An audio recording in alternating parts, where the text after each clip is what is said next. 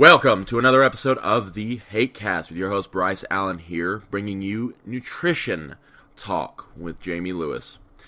Now, I know this one is a bit long, but it is a very, very good episode. With that being said, if you would like something over an hour to be split into two different episodes, please let us know in the comments section below or by messaging our Facebook, Instagram, wherever else you can find Jamie or I, and we will make that happen. So, with that being said, enjoy the episode.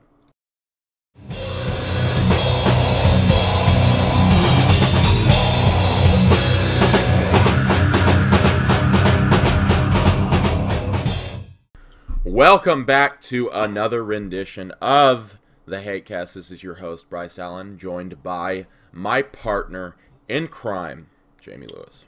Here he is, in the flesh, baby. Okay, so we were just discussing off air here Pop-Tarts and how mediocre they are. So, who has like this intense, just I need a Pop-Tart right now? Nobody ever in the history of humanity. I think they're pretty much the most mediocre sweet that you can get. What are your? I mean, I've never even seen an adult eat them. In fact, if I were friends with a person and I saw them eating Pop-Tarts, I think I'd probably stop being friends with them because they make terrible fucking decisions. That's the type of person that would go to a parade instead of fireworks, or would suggest you go with them to a country music concert. Like, that's just a person I don't want to be associated with. Yeah, I don't fucking understand it. Now, we were discussing my breakfast. You want to go ahead and fill them in on why that's wrong? Well, your breakfast, it looks like you jumped a middle school girl for her breakfast. So, there was a bowl of some vile-looking cereal that might have been shredded wheat. Yes, but I have reasoning behind that brand. Go ahead, though. Underground Greek gay hardcore porn yogurt. Hell yeah. Of some sort. And then I didn't even understand what was in the bowl, the other bowl. Okay. So let me go ahead and explain my breakfast, okay? Okay. I have just some Greek yogurt because of probiotics, because I just love yogurt. Yeast infections? Is it the yeast infections? The yeast infections, yeah. You gotta keep your vagina clean, I understand. In the extreme case of syphilis I have, it's okay. Don't worry about it. And then I have, just like some, right now I'm kind of, crazy about this peanut butter blasted shreds, right? The reason behind that, and they're basically shredded mini wheats, right? So, or they're, shredded mini wheats. So, the reason behind that is they have the most 90s advertising ever. Literally on the front of the box, it says shreds, flavor blasted, blah, blah, blah, like your basic bitch, like modern, whatever. And then on the back, just a gigantic yellow whoa. And it says, we did it. So, no, like, anything else. It's totally something you would find out of the 90s, and I fucking love it. Like, I'm a big packaging guy. What's the going to be for your next birthday party? Are you you going to do a Spider-Man birthday party, or is that too advanced for you? Or are you still kind of in a My Little Pony type deal? That's a little too advanced for me. Gotcha. I think it's a little too scary for the kids. Yeah, I'm somewhere between My Little Pony, that stupid Avengers cartoon with like the big heads, and then Spider-Man. So I don't know. We'll plan son it of a bitch. later. Let me cover these birds real quick. Yeah, it's a great time to scream at 6 a.m. Change my mind. I completely forgot about the birds. Give me 1 sec. It's okay. But the other parts. We're not cutting this out. This is Jamie going off on some birds. It's completely fine. They will die. No, they won't. We love birds. I can't imagine that makes for good radio. It'll be okay. But like I said, and then I have bananas, which what the fuck ever, right? And then I have 40 grams of our Cannonball Kraken, right, which I use as the milk, which is a trick that I've found from watching everybody else do it because, yeah, why not? I've heard great things about the graham cracker flavor. That's what I'm using as the milk, yeah. Oh, fancy. So basically, what all this equate. Oh, and the weird other thing in the bowl is like 4 squares of extra dark, like dark chocolate, because I'm just a fan of dark chocolate. What percent? 85%. Ah, nice. So altogether, it's always hilarious to me when somebody comes in and they're like, "Oh, I got the darkest dark chocolate," and they're rocking a 72, and it's like, bro, get that shit away from me. Like, if you want to eat milk chocolate, do it on your own time. Like, I don't want to hear about it. they actually have those 100% cacao bars, but I just don't. That's too much. It's like chewing on coffee beans. It's just too bitter. Well, I just don't. Well, the ones that I've tried aren't bitter, and that's the thing. Like, they say they have 0 sugar, but I don't believe it when I taste them. And it's I don't know. It's one of those things that's if it's too good to be true, it's just like Walden Farms. It's probably too good to be true. But at the same time, all this together is like 900 plus calories, 100 plus carbs, 50 plus grams of protein, and a little bit of fats. Like, I'm a morning trainee, so I try and eat a little bit light, and then just completely go off the rails the rest of the day post workout, because that's just what I like to do. You know, usually I eat my meals, then I'm out the door. That's why I have your basic bitch breakfast. So, I know. Go ahead. Oh, no, I was just letting you continue. Yeah, so that's kind of my breakfast explained right now. Now, when I get back off this diet, I'll probably increase the amount of basically everything. I'm pretty much a bottomless pit whenever I'm trying to gain mass. And that's just what works for me, you know. But it's what works for everyone. If you want to gain mass, you eat as much food as you can fit down your neck. Yeah, I mean, eating has never been a chore for me, though. That is one thing that I have for my advantage on this. But, yeah, that's why my breakfast seems so basic and such, you know, like you said, from a girl. So, it'll be okay, though. I'll get through it. Well, I'm glad. I think it's adorable that you're a vegetarian in the morning. Oh, my God. No, hey, you know what? I will send you a picture of my other meals. So I have, like, beef, fish, chicken every single day. Just because I love different meat sources. I'm a big texture eater. So, yeah. I'm totally not vegetarian. That would probably make people cringe about how much meat I eat. And that's probably not a good thing to say on the internet. Don't worry about it. Well, if it makes you feel any better, last weekend, between Thursday and Sunday, I think we oven smoked and broiled something on the order of 25 pounds of meat, and I've almost gotten it all eaten by now. Okay. So I do have you know, I'd like to start this out. Is there any foods that people, because the topic of this podcast, this particular Hatecast, is going to be just all ins and outs of foods. Is there any foods that people should avoid, like, completely, in your opinion? That's a damn good question. I brought it up once before. I mentioned that guy who snapped his leg all to pieces, squatting 700 plus from Iron Sport. And I would say eating a lot of processed. It's not a food in particular, but basing your diet solely on processed foods is a bad idea.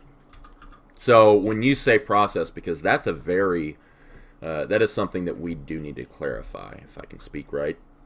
So okay. When you say processed, do you mean prepackaged?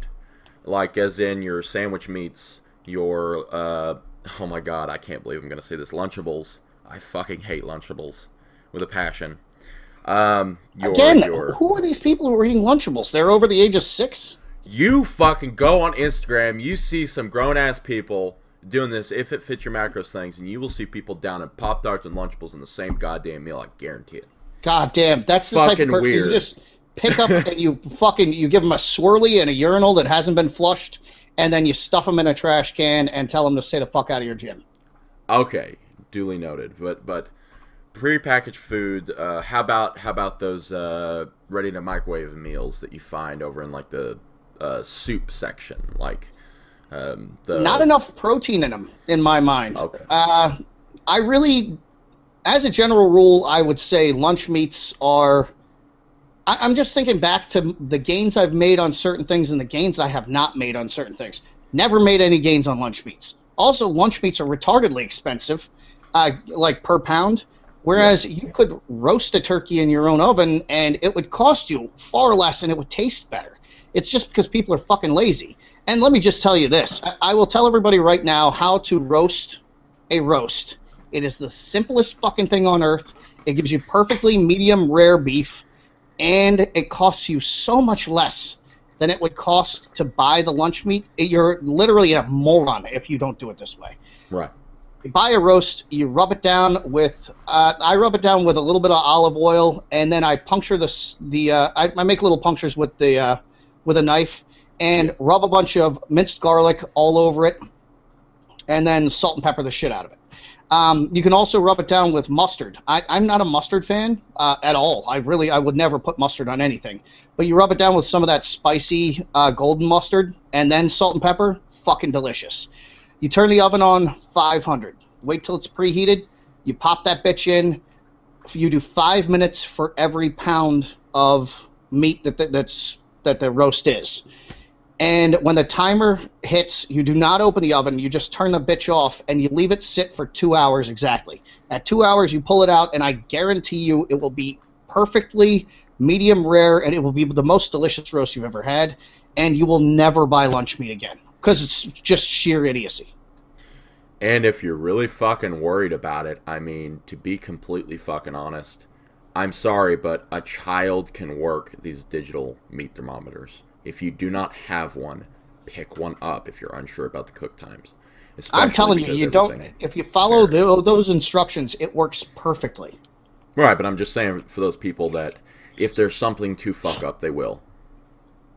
I guess, but the problem is you can't open up the oven, like it fucks up the cook time. So you can't open up the oven and check the meat temperature. I get that, yeah. And I recently started batch cooking too, which is something that I wish I would have done way back when because it just saves so much time. And that's kind of a way I believe to get around, because you know why people buy prepackaged foods, right? They have this disillusion. They have this disillusion that they don't have enough time to cook, which is complete and utter nonsense, right? If you have time to watch a 45-minute Netflix show, you have time to cook. I'm sorry to tell you. And when it comes down to it, I mean, just like Jamie said, he cooked 25 pounds of brisket. Now, I don't imagine you'll go through that in a day, but at the same time, everybody has a freezer. Come on, you can do this. And you can actually buy an extra deep freeze. It costs $125. Everybody should have a deep freeze, regardless of who you are. That's my opinion. I don't actually own one yet because we just bought a big ass fridge, and it's got a huge freezer in it. But because I'm building that backyard smoker, we're getting a deep freeze as well to put in the basement. And I mean, like you said, you should have one because, I mean, how many times do you throw shit out because it goes bad in the fridge because you didn't have room in the freezer? I mean, you're saving money at the end of the day. You're not being a piece of shit who's a first worlder who just throws out food willy-nilly. Yeah. It all works out. So any foods that, any more foods that you can think that you would avoid specifically? I know you and I may have or may not have the same opinions on soy, so can we dive into that? I absolutely would avoid soy. I actually don't even eat sunflower seeds anymore because of the estrogen in them. Yeah. And it's not that I think you're going to grow a pair of tits, but I figure every little bit helps. And because there's so many xenoestrogens in our environment now, with the estrogen in the drinking water from birth control and BPA, and I mean the list goes on and on and on. Basically, everything we touch at this point is going to raise our estrogen levels. So I figure every little bit counts. And soy tastes like shit. So fuck it, I'm not going to eat it. Yeah, and I would say avoid soy as much as you possibly can. Like if there's a fucking other choice, you take that other choice and you fucking run away, right? Except for soy sauce, because you can use a little bit of that. I approve. I love soy sauce. Although coconut aminos serve this exact same purpose, taste the same, and are pretty good. Oh, okay. Well, like I said, I'm a big soy sauce fan just because of the taste. I'm a taste and texture guy. I really do enjoy eating, if you probably couldn't tell from my past. But at the same time, you know, soy is one of those things, and worrying about xenoestrogens. Do I think drinking from a water bottle that you get from Walmart that has BPA's in it is going to like harm you long term? Probably not. But I am also the type of person to chase every little percent that I can when it comes to performance increases, when it comes to longevity increases, and everything like that. So that's my opinion on that. I think that anything that can improve your life is worth a try, at least. But any other foods that you can think of that you avoid like the plague? I personally despise seafood, so I avoid it for that. I wouldn't advise anybody else does it. I just don't like it. Again, it really comes back to processed foods for me. I think that there's a digestive issue there that nobody really has addressed. Like all lunch meats are mechanically separated, and then they just mash them into a loaf and like put a bunch of chemicals in it, and I don't think you're digesting that well. I don't think that avoiding MSG is actually useful in any way, shape, or form. Although I despise it when they say the word on like the cooking channel. Umami is an actual taste now, and the greatest way to have an umami taste is by adding MSG to food. There is actually no health detriment from eating MSG, so I don't think that needs to be avoided. Umami. I love Chinese food. Sorry. Umami. I think as a general rule, probably avoid eating too much candy. I think that's a fairly sensible recommendation, unless it's post-workout and you're having some candy post-workout to replenish your glycogen stores. I don't feel like eating candy is a good idea. I would put a caveat on that. So okay. Also, if you're over, like if you're into the obese category or you're pretty overweight, I think that it's a healthy thing to avoid even post-workout, just because there's nothing really that candy does for you in the long term. In my opinion, that is. There. So I think two of the worst foods for you are actually two foods that I really enjoy. I mean, I'm not a huge fan of Oreos, but Oreos are right up there as one of the worst foods you could possibly ingest. And right next to it is Fritos, which I fucking love. But a big grab of Fritos has like 110 grams of fat in it. Yeah. Yeah, and, do you stop at one Frito or one Oreo? And then No, absolutely not. I mean, you're a sick person if you do. Yeah. You need to get examined. So, just to clarify, what are your thoughts on dairy? Because I know a lot of people are really concerned, almost overly concerned nowadays with dairy and lactose and it having bad health effects or good health effects or even causing acne, which, by the way, if you're taking gear and you fucking down some dairy, like, stop. Just stop worrying about... That's not what's causing your acne, goddammit. I'm tired of these fucking physique competitors saying, oh, I cut out lactose and my acne cleared up. No, you lowered the dose. Anyway, moving on. Sorry. I don't think lactose is actually the issue that people have with digesting milk. It's the pasteurization and homogenization, which really isn't going to be resolved by having the lactose-free milk.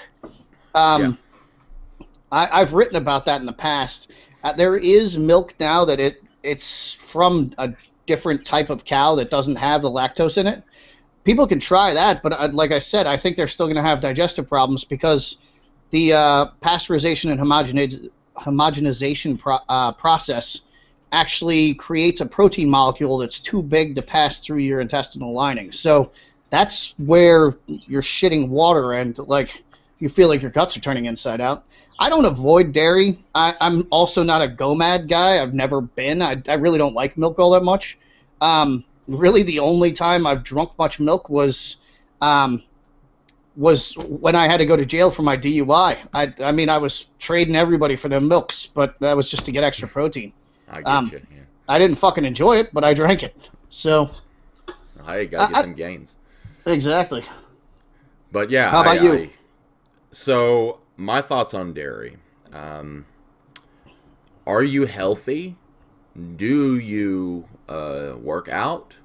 Are you actually lactose intolerant? Like, you've been to a doctor and you've said, hey doc, blah, blah, blah. I think it's beginning to become a problem with people claiming that they're lactose intolerant, just like gluten insensitivity.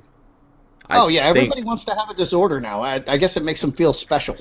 Yeah, you don't have celiacs and you're not lactose intolerant, generally. Now, flatulence from lactose is something that people just go through. And let me tell you something. This is a secret that doctors, like, top 10 questions that science won't answer, right?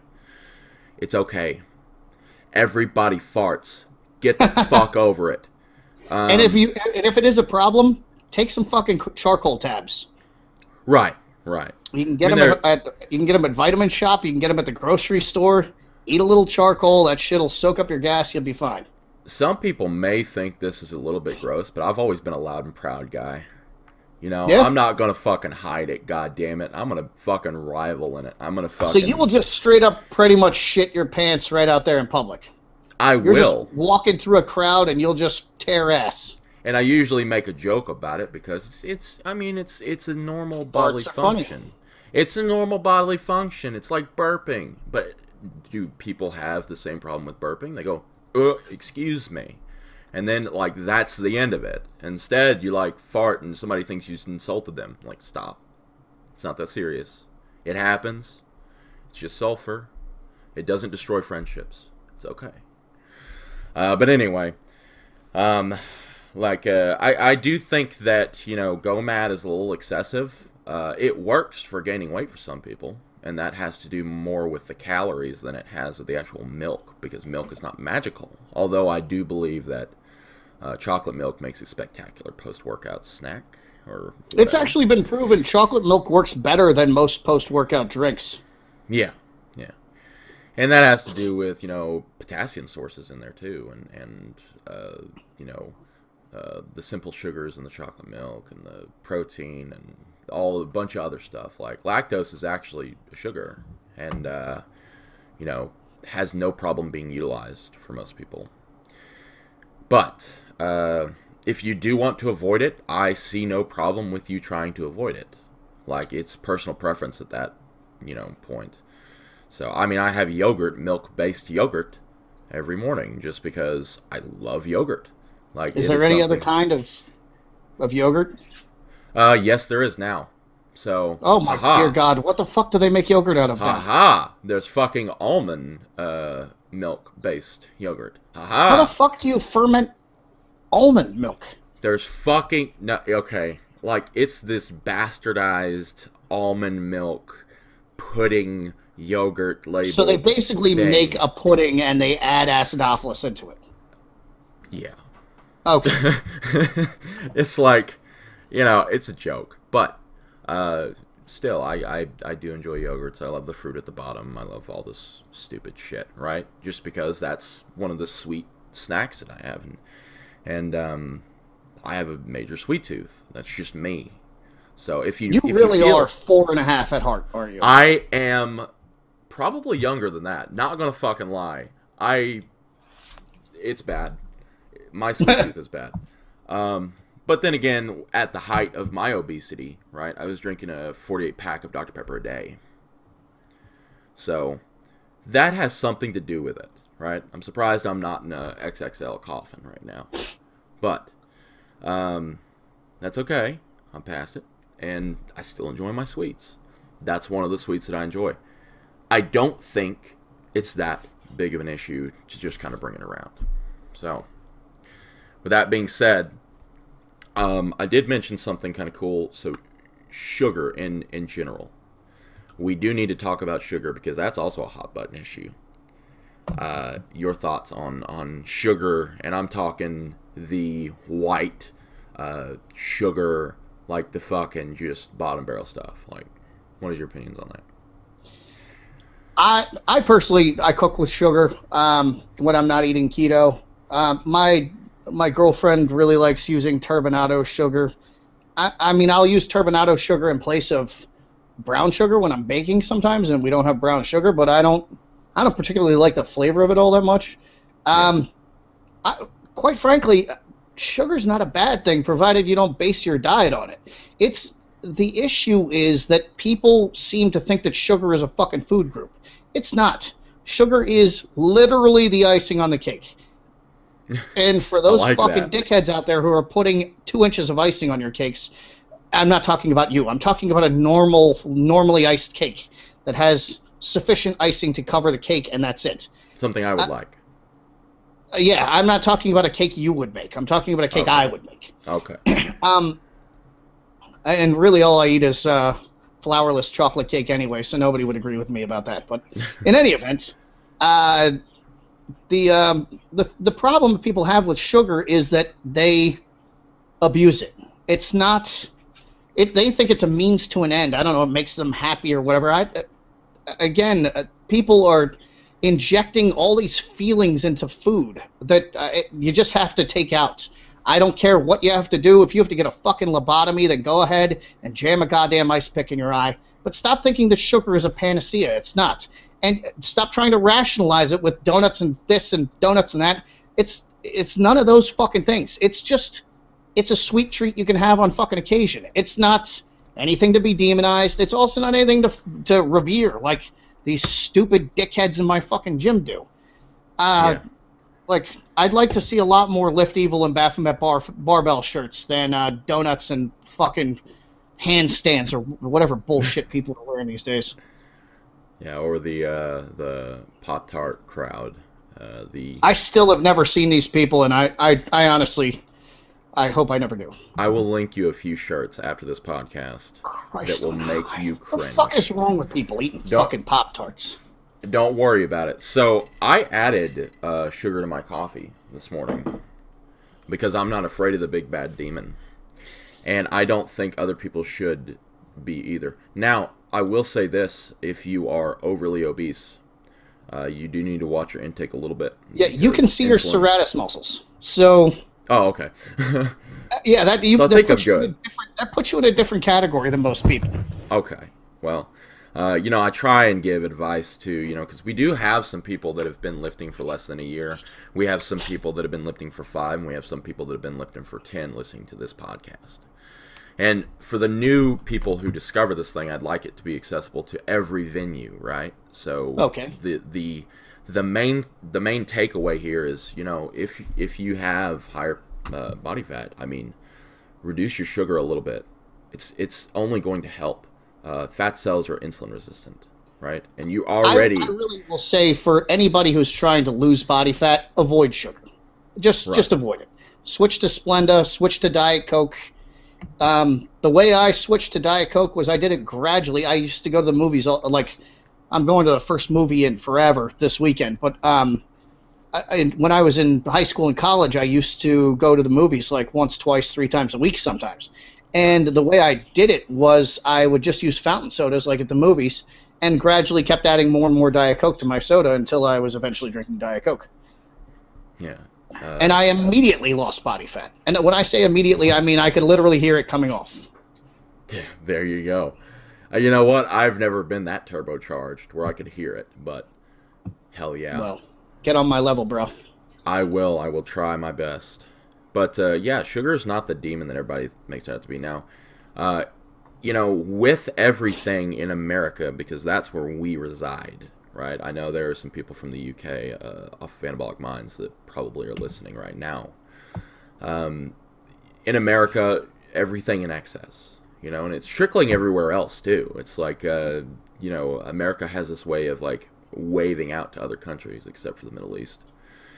And Nice. everything in excess, including food, and sugar is one of those things where we just have in excess, right? We use it in excess, we eat it in excess, and we produce it in excess. And one of the things about eating it in excess that's a real risk is diabetes. Although That's not the whole, pie chart of what causes diabetes, but it doesn't help. And trust me, you do not want diabetes. Loss of limbs, loss of, things, loss of life at the end, Gives me something to laugh at, though, so feel free to go ahead and get diabetes. Yeah, there you go. Also ride your little carts. But, yeah. Oh, God, it's hilarious when they get hung up on something. Like they're trying to go up a curve or something and they get stuck, and then they're asking you for help, and you're like, go fuck yourself. How about you stand up, you piece of shit? Quick story, and I'm probably going to ruin grapes for everybody else in the world, okay? So there's this lady, and I'm trying to be nice in the way to describe this, but just to get this across, I'll try and describe what she looked like, right? And please don't take offense to this, anyone listening. So she was literally spilling out of the rascal, right? She was a big lady, and she obviously had mobility issues, right? She couldn't get around, so she had to use a cart, blah, blah, blah. So, that kind of unspoken rule that everybody kind of doesn't abide by, which is don't try the fucking grapes in the store? Like, that is not actually a thing that you're supposed to do, but it is a thing that everybody does. And that's fine. I'm not here to tell you to stop, but this lady and this rascal decided to try some grapes. So she tried one grape very daintily, had her pinky raised and all that, right? Her chubby, 3 times the size of a normal person's finger. A demon finger, yes. Oh, yeah. Yes. So was she one of these broads with like fat wrists? Like she has that fat roll on her wrist, like a baby. I'm telling you, Jamie, everything. Jesus It wasn't just her wrist. It was everything. We should just have people with flamethrowers ready to take care of these people. You know what? After this happened, I wanted to have a flamethrower of my own. So I wanted to pick up some grapes because grapes, are, as everyone knows, fucking tasty. Some people might disagree with that, but I like the red grapes personally. I know some people like the green, but what the fuck ever, you're wrong. So, she went ahead and took some green grapes. You probably also like red apples too, don't you? Don't make fun of me. Oh, okay? God, I fucking you disgust do. me, sir. You disgust me. So she had a pinky Granny raised. Smith apple is the only correct answer to what kind of apple do you like. Granny Smith. That's it. I don't want to hear any other words come out of your face. I do not dislike Granny Smiths. I just prefer red. God, it has delicious you like in the mealy name. apples and you like soft grapes. You are a disgusting individual. Anyway, proceed with your story about this fat lady with whom I'm sure you commiserated because you make terrible decisions. So she fucking went over there to the grapes. She stuck her hand in. She fucking pinky raised and all that shit daintily. I was thinking, oh, it's fine, because you do. I'm sorry, people in wheelchair in rascals and stuff. Like, you need Don't for be mobility. sorry to them. Number one, they're not listening to this, and number We two, stare. if you're in a rascal, go kill yourself. We stare, and it's a natural reaction because it's abnormal, right? Because it's a person who has given up on walking. I mean, you should stare at that person. That person should be shamed. They're so lazy that they have literally given up on a fundamental facet of humanity's existence. It is something that separates us from the other great apes, is the fact that we walk upright. And these people have said, no, I wish to devolve. I want an electronic cart to drag me around from place to place. But when the apes rise, they will take over. Yeah, they'll be the first ones to die because they can't get away. All you're going to hear is beep, beep. And then the sound of their battery dying. And then just rolling down a hill. This is devolved. Okay. So I think it just evolved. After she eats the grape, she licks her entire fucking hand. I'm not joking.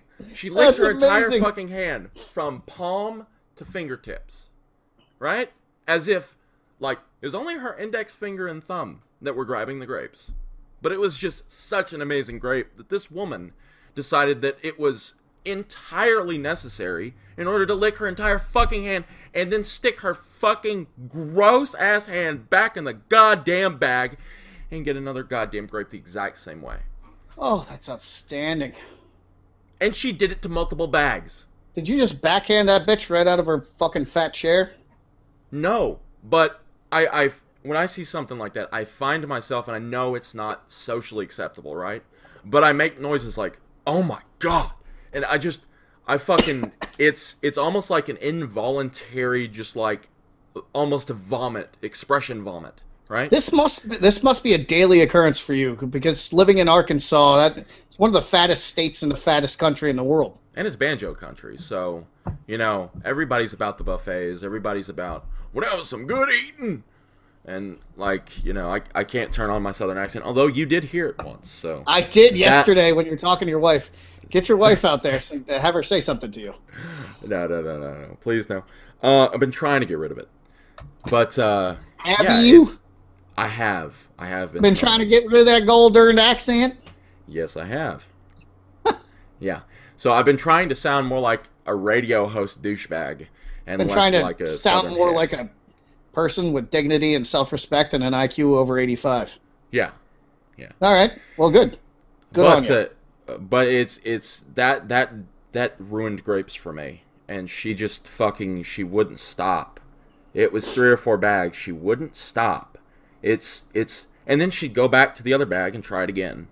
Like it was, like what confused you about the taste of the first bag that you had to go back, lick your entire fucking hand again, and fucking do this shit all over again? Why? I hate people. I just hate them so much. But I love everybody listening. Unless you're in a rascal, in which case I fucking hate you. But thanks for the view. Yeah, thank you for... yeah, we appreciate it. Also, when the evolution happens, which we're going to call the evolution of the rascal, that's going to be the movement, right? It's going to be the next social justice movement, I think, in this country. And, well, it's actually already happened. I guess fat acceptance is... Let's not get into that. Let's not make Tumblr people mad. Okay. If you don't want to, I mean, I'm champing at the bit. I'm ready. Put me in, coach. Speaking of food, right? Tumblr people, food. Let's talk back to food. So sugar is something that you should almost universally accept if you're super skinny. Sugar's a great tool. Here's a question for you. Go ahead. Do you think that people should err on the side of, like, we'll say all other things being equal. So we'll say we're starting at 33% of your diet for everything, zone style. Well, zone-ish. If they're going to err on one side or the other, do you think they ought to err on fat or carbs? Fat. Exactly. Agreed. Fat does not, except in extraordinary circumstances, store as body fat. And dietary cholesterol converts to testosterone. And fat tastes better on everything. Exactly. Butter definitely tastes better on bread than sugar. And if you disagree, you're a fat piece of shit who has diabetes and is probably listening to us while sitting in a rascal. With that being said, I like that you brought up fats because people are overly concerned about... so, something I have noticed is people are overly concerned about the trans fat, and this is probably going to fucking make you bust an aneurysm, right? The trans fat in meat. That's a new trend. People are concerned about the fucking trans fat in meat. There's trans fats in meat? Mm-hmm. It's naturally Insofar as I understand, it's saturated and monounsaturated. No. In like the thick beef cuts, there's trans fats. Like the thick steak cuts. Are we talking about polyunsaturated fats? Trans fats. Literal trans fats. Really? Yeah. But it's so versus the stuff that we make, the trans fats in the thick cuts of steak are perfectly fine for you. It's nothing to be concerned about. I wouldn't even consider it something to be worried about, right? Because universally, steak is one of the most good for you things you can eat. I mean, not only is it close to human muscle tissue, which, by the way, equals more gains, right? But it's just yummy. Performance increases with red meat as well are pretty substantially researched. Hey, look at that. Trans fats increase aggression. Oh, man. Yeah, trans fat consumption and aggression. It's on PubMed if you guys want to look it up. Yeah. But So, hey, I guess that's why I'm so irritable. I basically, my entire diet is nothing but beef. it was the brisket, man. It was the brisket. It drove me insane. Yeah.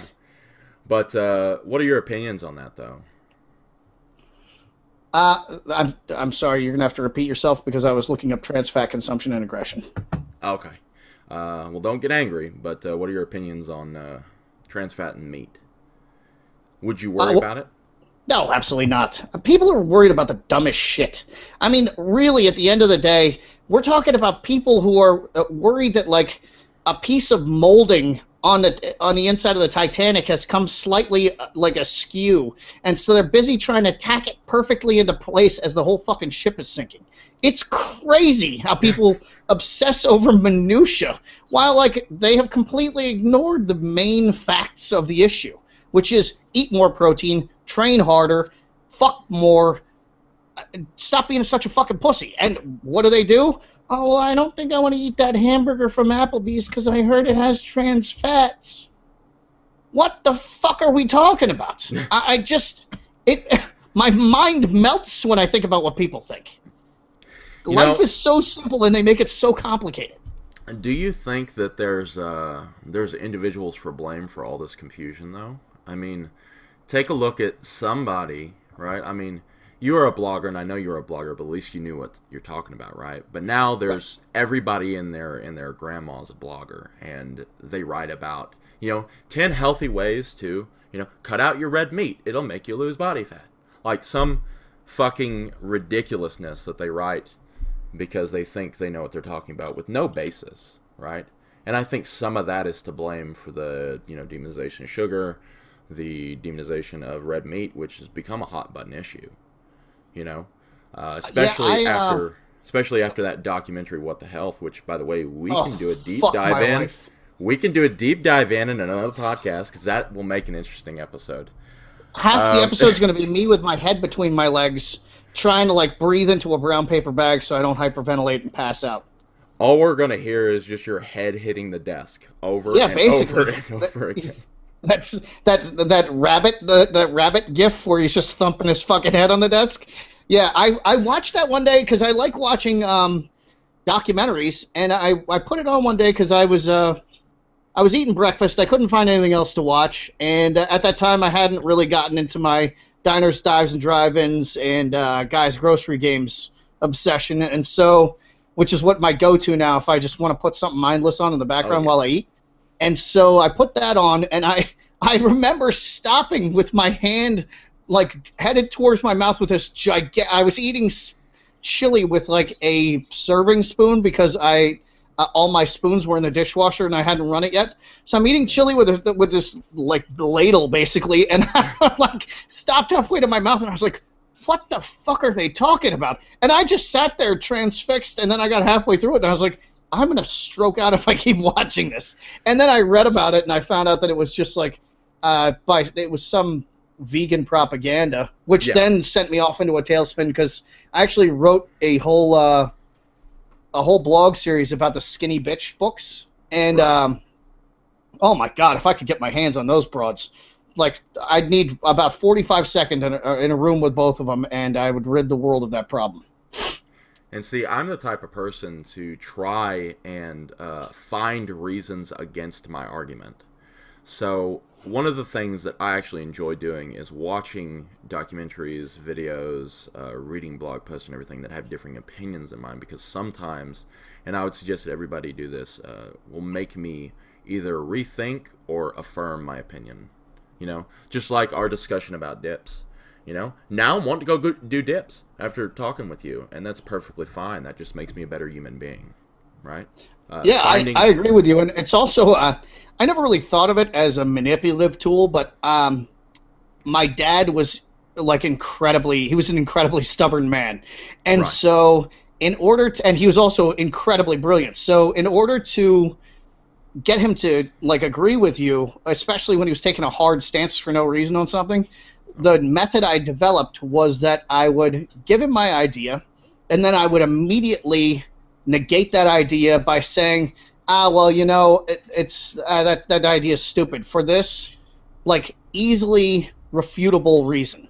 And it wasn't so easy. It was like we were playing t-ball. It was more like a very soft pitch softball, where I would poke a hole in my own argument with something that would be easy for him to refute. And so then he would stand there and he would be like, no, well, that's stupid because of this reason. And I'd be like, oh, really? And then he would go back around to my original point and convince me that was the thing I was supposed to do. And so, yeah, using it, it's an interesting tool you can use for a variety of reasons, but looking at alternative points of view is useful. Yeah, and that's why I sat through it, right? I also sit through other fitness personalities' YouTube videos. Like, for instance, the batshit crazy person, Freely the Banana Girl. Please don't watch it. It's complete and utter trash. It is literally this girl lying about everything she does, and it's fine. Like, her boyfriend got popped for doping, so it's fine. I just like watching differing opinions than mine. And when it comes to what the health, I found plenty of reasons to affirm my own opinions. What was it that he said in there? It was like that eating meat was more cancerous than, like, if you ate plutonium or something like that. And I was like, oh, I'm done. I'm tapping out. I can't. I mean, there's just I'll allow the suspension of disbelief only so far. When they start saying you might as well eat plutonium rather than eating a steak, that's as far as I can go. I can believe that, like, you can outrun an explosion. I can believe that a person could run up a wall and do a backflip for no fucking reason. I can believe a lot of stupid things, but I'm not. I draw the line at eating plutonium. That's apparently that's one of my hard no's if I was going to fill out a profile on FetLife about eating. Okay, well, that's good to know. It's going to be a hard line. Is plutonium. So no plutonium-Os. No. I mean, okay. I might have sex with a corpse, but I'm not going to eat plutonium. Well, we all have our limits. We do. But it's just one of those things where, they had mentioned that, red meat causes more cancer than cigarettes. And they use an extreme, and I'm talking extreme, study, right? Because that's what that entire thing is it bases it off of extremes. And we will go into this in another podcast, by the way, because I don't want to take up too much time with what the health. It's already got enough press. But I will wrap up by saying, if you eat literally 100% of your diet from red meat, that cuts out variety of nutrients, and something will go wrong. And they weren't even using red meat. They were using, like, sandwich meat that you buy that's the pre-processed. Yeah, which again brings me back to that whole sandwich meat issue. So when they have studies like that, they literally put the worst case scenario into play and see what happens. It's literally like giving a rat cancer to see if the cancer takes. Or it's doing something in order to cause the rat cancer and saying that thing causes cancer. It's exactly the same as the alleged studies that found out that NutraSweet causes cancer, and the rats that were the sugar control died first. They died long before the rats on NutraSweet, and they were also consuming it just an absolutely unbelievable and like, it's something that couldn't be replicated in a human study, because you'd have to be like fill a water tower with NutraSweet and just be hooked to it all day long. So yeah, and it's the same thing with aspartame. You'd have to eat a truck full, and that brings us kind of poetically into our next thing that I'd like to go over, is artificial sweeteners. Because if we have to avoid sugar, right? Mm-hmm. And we have to drink our basic bitch coffee, and let's just say we're not Bryce Allen on 3,400 calories while dieting, right? At a 1,000 calorie deficit. Artificial sweeteners are something that you can use to kind of bridge that gap of I want my morning coffee and I want to drink it too. I drink a 12-pack of Diet Coke at least a day. Okay, and you haven't died yet? So no, and I've been doing this since college, so I've been doing this for 20 years. I think we're onto something. No cancer, no neurodegenerative disease, nothing. I just doing just fine. My favorite one. So your gut biome is screwed up, right? Allegedly. Okay. Well, Although I'm able to consume 3 to 4 pounds of red meat a day and have no digestive issues whatsoever. What about the quote unquote bloat? That one kills me. I'm sorry. People say you get bloated from Diet Coke? Yes. I'm staring at this can of Diet Coke like, have you heard of this, Diet Coke? Diet Coke's not heard of it either. I'm like... It just shakes no. Absurd. What does the bloat come from? Are they claiming it's like the sodium in it or something? Well, it's probably one of the 400 personalities of these Tumblr broads. Oh my that God. kind of brings up the bloat because they, ate 4 times at In-N-Out, like in California, because I'm guessing that's where they're from. No offense, Californians. And fucking, decided that it wasn't the, 4 cheeseburgers they had on top of their ice cream on top of everything else. It was the, diet soda that they drank and washed it all down with, which is complete and utter nonsense. It doesn't cause bloat. Artificial sweeteners are nothing but a godsend.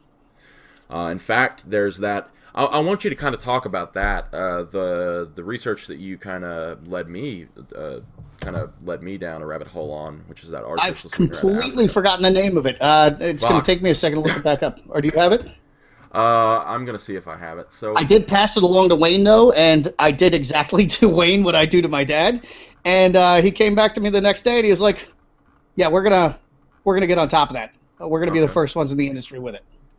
Yeah, because it's pretty cool. I mean, from what I was reading, the only issue might be is that, like I told you, some of the problems with like something like macadamia nut oil, which is oh no, there's 2 companies in the U.S. that said that this year they will have it available for like use in the home in the U.S. So okay, so I've got it here. Let's see here, blah blah blah. I'm trying to read through the article without getting a pop-up, but I'm guessing. Holy crap! So. Oh my god, I'm going to completely fuck this up. Yeah, it's impossible to say. That's one of the reasons why I forgot the name of it. I'm just gonna call it I'm gonna send it to you so that hopefully you can pronounce it. So I just want to see your best try at this. All right, it's Pentadiplandra brasiliana. All right, so Braziers. Yeah. Okay. So, this, I'm sorry, fuck. They have a shorter name. Why couldn't they just fucking say that? Yeah, it starts with a B. Brazian. There we go. Oh my god. That's a fucking better name. That is a better name. Scientist. I understand you have a love for Latin, but holy shit. Brazine. Resign. Yeah. Resign, yeah. So, they should resign from naming things and just keep with the fucking short ones. So this thing is kind of amazing, and we'll go ahead. What I'll do for you guys is I'll link it in the comment section below. Here, I'll send you the PubMed article. Oh my god, no! What? The fucking targeted ads for me. There's this girl doing like CrossFit workouts in the corner of my screen. Why? Okay. Lucky you. Just to give everybody an idea of what this is, it's a very, very low-calorie sweetener that comes from a root that's found in Africa. And here's the badass thing about this sweetener. What I was looking up was I was looking up gingerbur, which is the active ingredient in ginger, and it's one of them. So gingerbur raises your test levels. Well, they did a study of gingerbur and this Plantadiplanera brasiliana, and they found that the latter of the two, Brazine, not only is it an awesome low-cal sweetener, but it raises the shit out of your test levels and makes your balls bigger. So and when I say raises the shit out of your test levels, like very considerable raise in test levels. So no fucking kidding. So just so you guys know, let's see here. Do they have an actual?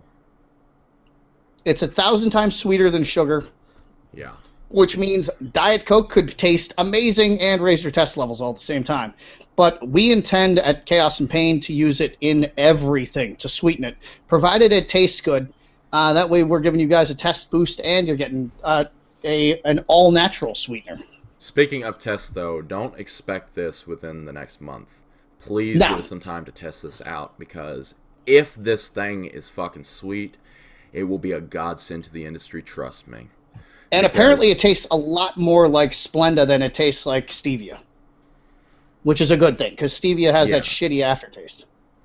Yeah, although I will say something I have noticed, right? And I'm unsure why this is. Actually, I'm pretty sure I know. Never mind.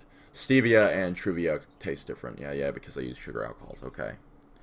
As well as stevia. Okay, well, I just answered my own questions. The Truvia packets taste better than bulk stevia. Just so people, an FYI back out there. But, okay. You know what? I'm all over the place right now. Yeah. Yeah. All right, stop interneting. Stop interneting. Get back on track. Oh my god. Okay, back on track. So this is pretty significant. It is pretty significant. It's who doesn't want more testosterone and bigger testicles? I mean, one may be correlated, but I'm certainly on board. So.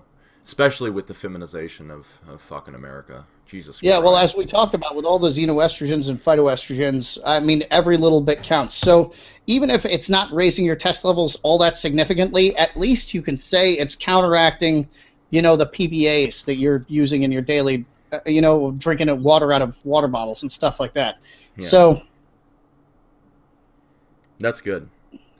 So speaking of sweeteners, let's go over the ones that are currently available. Ooh, just so that we can kind of... Oh, yeah. Getting sexy. It was the way you said sweeteners. Like, speaking of sweeteners. Sweeteners. Hold on, let me whisper it for you. Sweeteners. Thank you. Now, just use your sexy vocal fry for us. Hell yeah. Vocal fry. Oh my god, I heard that unzip. But it's okay. So, sucralose. Gonna kill you? No. Okay, well, fuck, I was expecting a different answer. I guess the internet has taught me wrong. I guess these bloggers were wrong. Imagine. What about aspartame? Nope. Not gonna kill you either? Nope. Sweet and low won't kill you either. Saccharin's not that bad for you. Why are they pulling aspartame from everything? Because of these fucking idiots on the internet who claim that aspartame is going to kill you. There are certain people who are allergic to acesulfame K. They have some kind of potassium metabolization issue. It's not bad for you. There is literally not a single credible study that shows that it will cause any health issues. But you got all these fucking idiots running around. I mean, you got people convincing people that red meat is going to kill you. Why not take a shot at Diet Coke as well? Apparently they want us to live on fucking bananas, and I despise bananas. Hey, I like bananas, but then again, my ears are that of a monkey. Well, you're gonna have a rough time here in a couple of years, because there's every 50 years there's a banana blight that wipes out the predominant strain of banana. So you're gonna have to get used to a different kind of banana. Apparently there's 500 different kinds of bananas, and the ones we eat are the shittiest. But yeah, that one's getting wiped out. So in the next 5 to 10 years, you're going to switch bananas. How will I ever deal? Are you going to go bananas because you have to switch bananas? Oh my god, that's supposed to be my job. I watch a lot of Guy Fieri lately, so my dad jokes are going to come strong. Yeah, no, it's fine. I won't notice the difference, honestly. Usually when something like that happens, they just switch it out, and people just, oh, my banana tastes a little weird. Huh, okay, well, moving on with your life, because nobody notices. It's okay. But at the same time, so people have an allergy to I can't pronounce things today. Acesulfame K. There you go. Acesulfame K. I pronounced that wrong. That's fine. Don't worry about it. We can totally not edit that out. People how did you pronounce it? Wrong. So, I mean, it's literally spelled Ace Sulfame K. Ace Sulfame K. I got it. Okay. Finally. Sweet. Only took 17 tries. So, yeah, so I believe that it is a fear-mongering tactic brought on by a lot of different people because they have something to push, either their agenda or something like that. I mean, I don't honestly know why. Some people just want to be a complete zealot towards something, right?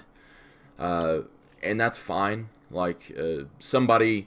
I know of a couple different bloggers and stuff like that that just hate things for no reason, you know? Like, people have a severe abstain for milk for no reason. Like, it causes them no issues. They believe that it's the devil, right? And that's kind of the same thing we're dealing with sweeteners sometimes. They honestly won't kill you. They won't rot out your teeth. They won't cause bloat. They won't cause damage to your body, given that you don't drink, 17 2 liters a day. I mean, honestly, even then, probably the calories. Of those things, sugar and high fructose corn syrup cause much more damage to your body, and they actually cause bloating. And that's something I also want to... So, sugar makes you retain water. High fructose corn syrup, let's talk about that for a moment, because if people were unaware, there's an overabundance of corn in this world. So we needed to find something to do with it. And high fructose corn syrup is kind of the answer for a lot of the companies that produce corn, for a lot of the farms. So what is your opinion on it? I can't say that I've researched high fructose corn syrup all that heavily. It is linked to a variety of health ailments. And corn also contains the aflatoxins I was talking about when we had our last discussion. Yeah. Which have been linked to cancer. So I don't know if the aflatoxins, I mean, they survive cooking in a fairly high percentage, so I would assume they survive the processing into high fructose corn syrup. So probably. I would say probably avoid the shit out of high fructose corn syrup. It will make you fat. It may give you cancer, but overall it will make you fat and it will give you diabetes. So just not good. Okay. Again, it comes back to highly processed foods. You just want to avoid them. If you can take the time to fucking make Pop-Tarts, every fucking day of the week, you can probably take 20 minutes out of your day and make your own toaster pastries with fucking pie dough and jelly if you want, or like make your own filling. It's actually kind of fun, and you won't die some horrible, grievous death covered in fat because you sat around eating fucking Pop-Tarts like a retard your entire life. And you won't have to have strong men lift up your casket either. I mean, how many people do you think it takes to hoist up an 800-pound man? I know for a fact that they have to spend $20,000 on gurneys now for these overly fat people. And paramedics are getting horribly injured trying to hoist their fat asses out of their houses. They have to knock a fucking wall down half the time to get them out of the house because they don't fit through the fucking door. Quite frankly, I think here's what I would like to do as really just as if I were to become like some sort of health commissioner of the United States, like health overlord, we would say we're having an open casting call for hoarders. And oh no. every person that answered the hoarders thing, I would say, and I mean this is not a scientific estimate, this is just my personal opinion. I mean, I've seen the show a couple of times, and it's 100% correct from the show. It's amazing.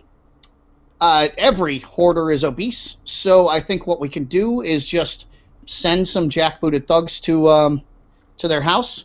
They open up the door. We have a camera there. It's fake. Hi, I'm bang. Shoot them in the forehead. Throw a couple incendiary grenades in their house because you can't. You have to demolish the house because it's filled with trash and wild animals and shit and God knows what else. So throw a couple incendiary grenades in there, and then you can just bulldoze the ashes, and that person doesn't get buried because they don't deserve it.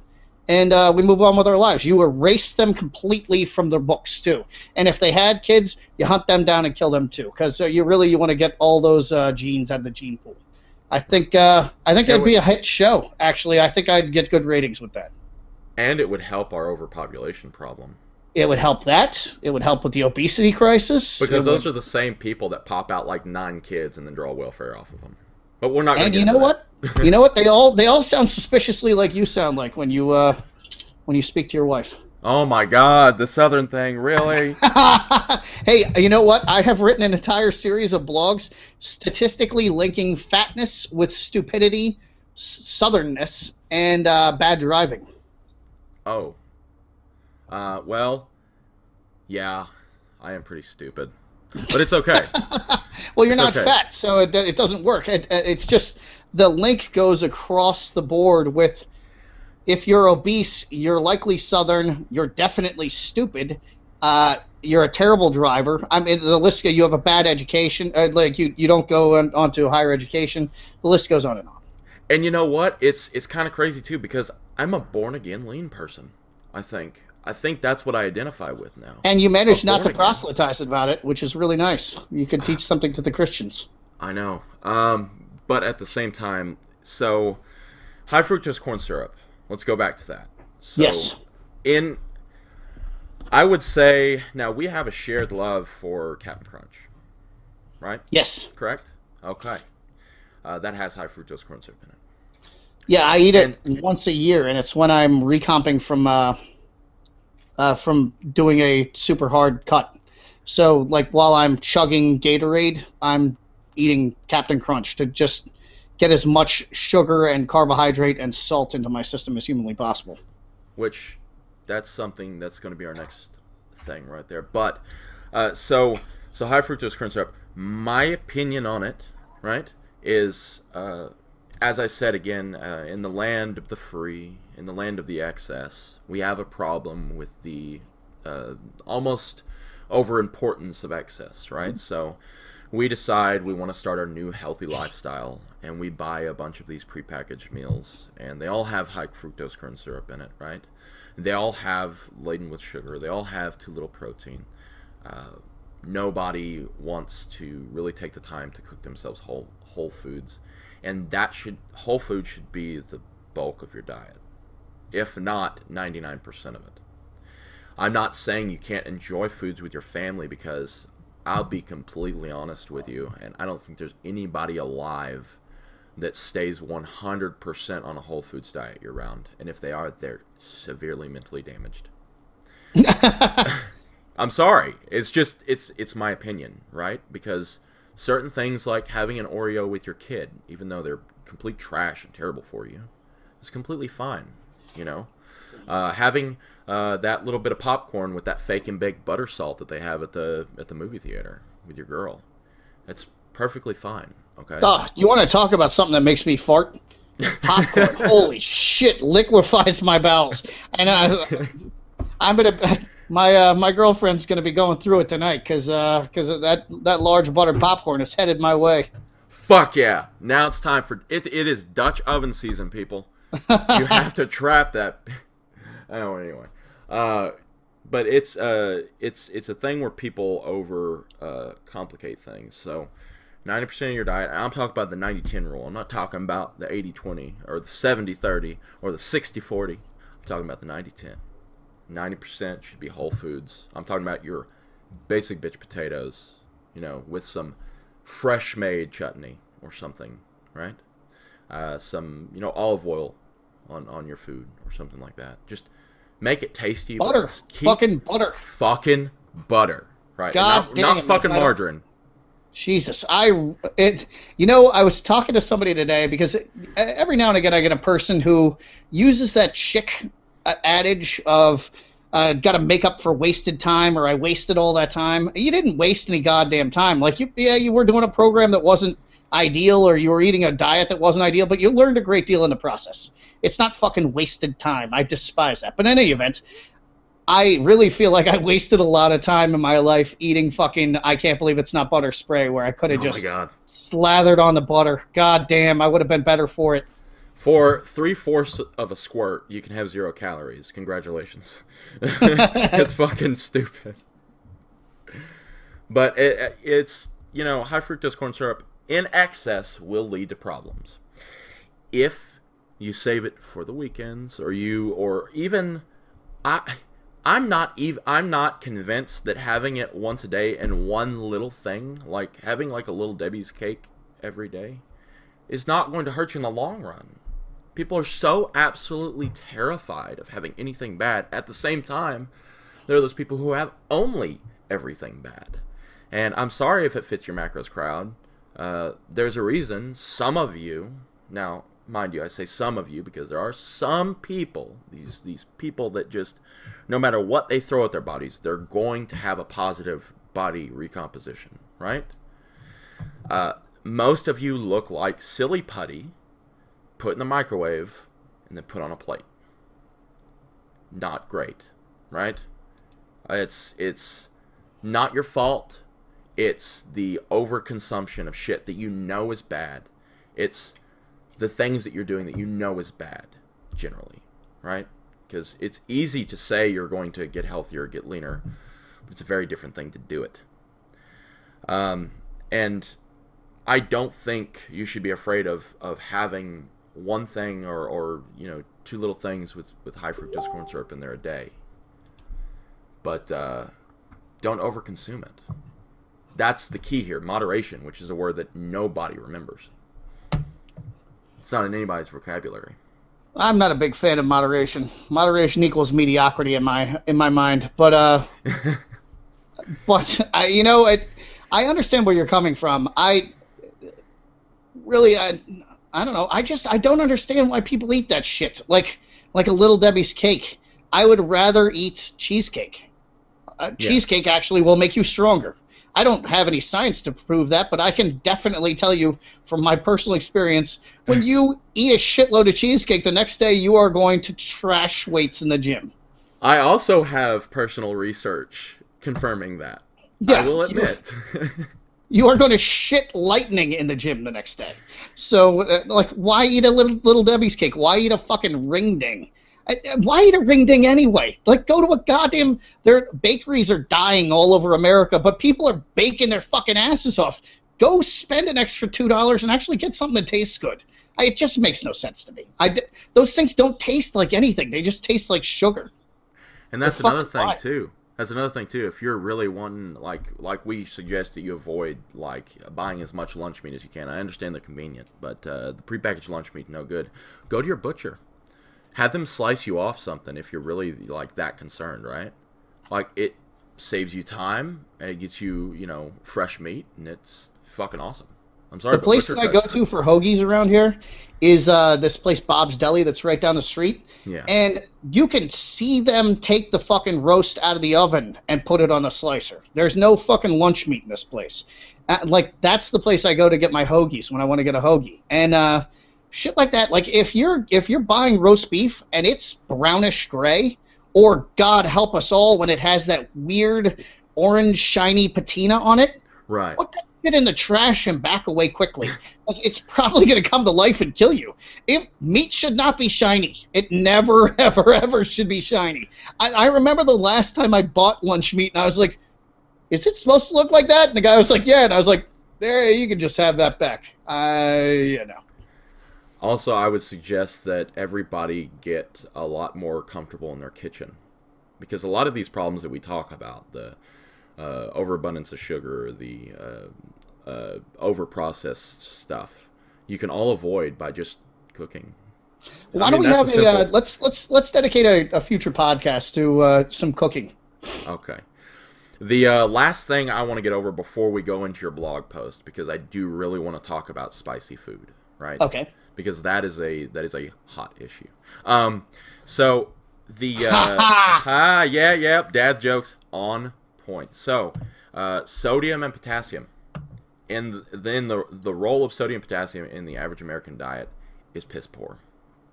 People need more potassium, and active individuals need sodium. Stop avoiding it. Yes.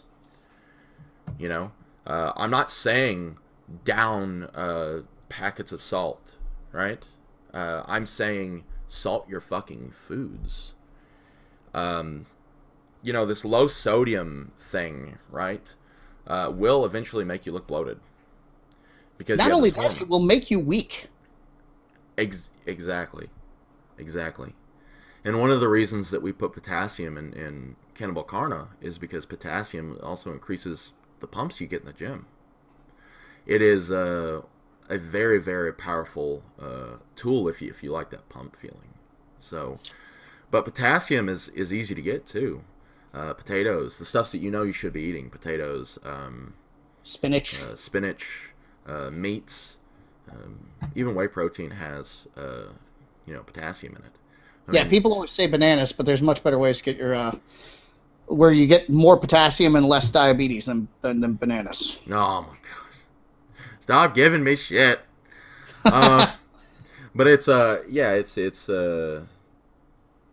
just something that people neglect, and people should really be more concerned about getting more sodium in their diet, especially if they're active. I think. What are your thoughts on that, specifically sodium? I feel like most people have a sufficient amount of sodium in their diet, and it's probably linked to the amount of processed foods they eat. Because processed foods are made from such shitty materials, they often add a lot of salt and sugar in order to actually make them taste good. So I feel like sodium, as a general rule, isn't a hard thing for most people to get in their diet. If you're avoiding sodium, stop. The issue is not that your sodium is too high, and doctors are given exactly 1 hour of nutritional instruction during the entirety of their medical school. So they know absolutely fucking nothing. You know more than doctors do about nutrition. And so when doctors say your sodium's too high, that is factually incorrect. It is not the fact that your sodium's too high. It's too high in proportion to your potassium. So supplemental potassium is never a bad idea. If you look at the diets of Paleolithic man, they ate like an order of magnitude more potassium than we do. It's healthy for a variety of reasons, too lengthy to number. But like Bryce said, you get good pumps from it. Especially when you really megadose it. There are some guys on, I think, Reddit, and there's also a Facebook group. They keep messaging me about it. I can't be bothered to eat fucking 5 grams of potassium a day. That's insane. No. And I bought a bottle of potassium gluconate, and I was like, all right, so out of 500 milligrams, I'm getting what, like 100 milligrams? So now I got to eat 50 of these fucking things? No, it's not happening. And the guy's like, oh, we'll put half a tomato on each sandwich. And I was like, oh, I fucking hate tomatoes, and also that just sounds disgusting. Like, I don't want to eat a tomato sandwich. So I just bagged the whole thing. But apparently megadosing potassium has all sorts of incredible strength benefits. Right. And what would you suggest for people, like what creative ways would you use to incorporate more salt, specifically in potassium? I know we've went over the supplemental things, but nutritionally wise. For salt, I get the majority. Well, because I eat all this red meat, and the way Argentinians prepare their meat is basically just salt the fuck out of it, and then you throw it right on the fire. And so that's what I've been doing with mine. I mean, sometimes I add black pepper, but usually I'll add the pepper after I've cooked it. Right. It seems to be more pungent that way. So I usually just rub stuff down with salt, especially steaks. I don't use steak seasoning or anything like that. If you got a good cut of steak, the way to bring out the flavor, pat it down with a shitload of salt, high heat, sear the fuck out of it, and it's going to taste delicious. So that's how I get my salt. I don't have any creative ways. I do recommend that people use Noon. It's fucking great when you have a hangover too. Noon is it's an effervescent tablet. You can buy them in like Vitamin Shop. You can get them in a lot of grocery stores. Yeah. They're effervescent tablets. Some of them have caffeine in them. Those are the great hangover ones. It's Noon Energy. You can get them on Amazon too. But that's a great way if you're feeling like weirdly sluggish and tired and weak, and you've been eating and you've been sleeping and you can't really account for it. You're probably a little low on potassium, so pop a couple Noon and you'll be good. Also, generally, if you're tired in the middle of your gym, you hit that crash, that wall, right? It's usually not, and I'm sorry to say it, but all these people who are carb warriors, and they sit there and they wave their flags and they say, more carbs, more. It's usually not carbs that's making you crash in the middle of your workout, it's salt. There you go. I mean, that's why they used to give it to football players and stuff like that before, all this high blood pressure nonsense that, has more to do with kidney strain. Especially if you're a person who sweats a lot in the gym. Yeah. Like adding some salt to your diet is probably a good idea. I'm that gross guy who sweats all over the equipment. It'll be okay. You're the reason why Planet Fitness has a policy of rubbing down equipment. I agree. When I was I agree training with there, that I policy, refused to do it. I would not do it. I just thought it was the dumbest fucking rule. I agree with that policy, but I think that the people who work there should do it. They're paid for a reason. If you're the one who's the slob who's sweating all over everything, fatty, then maybe you ought to wipe it down. No, I'm not going to. I'm gonna throw a fit. No, I usually do. It's whatever. It'll be fine. I gotta go lay on a bench today, and I'll sweat a puddle and then draw your name in it. And just that's adorable. Yeah. You gonna put a little heart with an arrow in it too? Yeah. You know. Nice. But yeah, just up your sodium. There are two more things that I'd like to bring up if you're willing to walk there with me. So, I want to go back to the fats for a second because this is something that I completely just missed in the fats discussion, right? So, in the fats discussion, we were discussing trans fat. We were discussing fat, of course, being good for you and tasty. But what do you think about the new research on polyunsaturated fat? I don't know what research you're referring to. The rancid brain stuff that they purport happens when you have too much poly. The what brain stuff? Rancid brain. I've never heard of this. You're going to have to just fill us all in. Well, here's what we'll do. I really haven't researched it. I was made aware of it by somebody, right? We'll revisit this. Because I think that a whole discussion on fats, rancid keto, brain. I know. That just sounds like a very stupid catchphrase some dipshit on like WordPress came up with. Yeah. But we'll go ahead and we'll deep dive into fats when we deep dive into the keto diet and the apex predator diet and any changes that Jamie may or may not have made to the apex predator diet or what his views are now on diet and macros and all that stuff in another podcast because I think that would make a great one. Let's go over to, so we've pretty much hammered things down. So protein, let's cover that really quickly because, oh my God, everybody generally needs a hefty amount of protein. If I see one more article where somebody suggests that too much protein can make you fat, I don't know what I'm going to do, but it's going to be violent. Or damage your kidneys, because that's untrue too. But the fat thing, in order for your body to, because it's very difficult for your body to break down protein into glucose. It's extremely difficult. So in order for your body to break it down into glucose, then convert it into fatty acids, and then store it as body fat, you have to burn at 3 times as much calorie as you actually consumed in a gram of protein in order to do that. So even if you were trying to store stored body fat, you've already burned that body fat by doing it. To make that explanation, kind of more simplified, so it's literally converting amino acids, branched chain amino acids, right, into a percentage of those branched chain amino acids into glucose, right, and then converting a percentage of that glucose into body fat. So it's a very inefficient, very, very complex, very, very... I mean, it almost, like if you were to eat 1 gram of protein, let's just say, because that's a fucking example, not even half of that would go through that process. And of that, and in doing that, you've already burned 2 grams of fat, or at least 1 gram of fat, just converting that. So right. There's the net energy. There's still a net energy loss at the end. I'm having a hell of a time speaking. It'll be okay. A net energy loss at the end of the day. So I'm so flustered thinking about that I like trip over my own tongue. So there's that, and then also with protein, you increase your basal metabolic rate because of the thermic effect of protein. So you increase your basal metabolic rate simply by eating high protein. So you're burning more calories at rest than you would if you hadn't eaten as much protein anyway. So the effect of that protein getting converted to fat is even compounded by the thermic effect. So you burn stored body fat converting it to fat. So you're still having a net fat loss.